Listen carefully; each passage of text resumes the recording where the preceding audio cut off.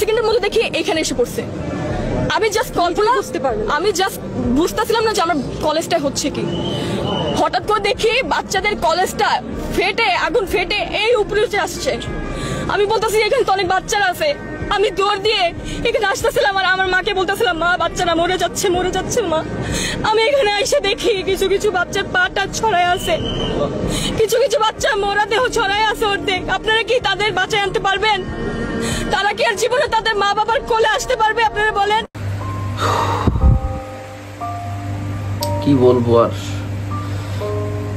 একজন মায়ে বোঝে তার সন্তান হারানোর যন্ত্রণা, একজন বাবাই বোঝে তার আদরের সোনার টুকরাটা তার বুক খালি করে এই পৃথিবীর মায়া ত্যাগ করে চলে যাওয়ার যন্ত্রণা। আল্লাহ সকল মা বাবাদের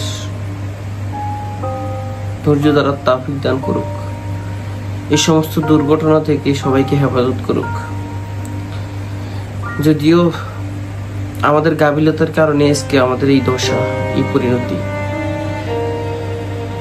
এত জনবহুল একটা জায়গায় বিমান ট্রেনিং এর মতন গুরুত্বপূর্ণ বিষয় এখানে করাটা আসলেই ঠিক হয়নি।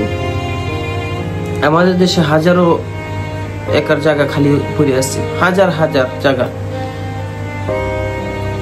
দক্ষিণাঞ্চলে কত পাহাড় খালি, বঙ্গোপসাগর আকাশপথ পুরোই খালি,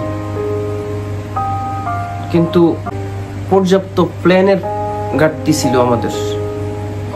এত শিক্ষিত মানুষ, এত ভালো ভালো পলিটিশিয়ান বৈশা থেকে আর আমাদের লাভ কি হইলো যদি আমাদের জনগণদেরকে আপনারা সুরক্ষা দিতে না পারেন। একটা জিনিস হয়ে গেছে, এখন এটা থেকে আপনারা শিখেন, যেহেতু আল্লাহর উপরে তো কোনো কিছু নেই। আল্লাহ একটা জিনিস করছে, হয়তো বা ভালোর কারণে করছে। সবাইকে আল্লাহ রাব্বুল আলামিন হেফাজত করে। খুদা হাফেজ। আসসালামু আলাইকুম।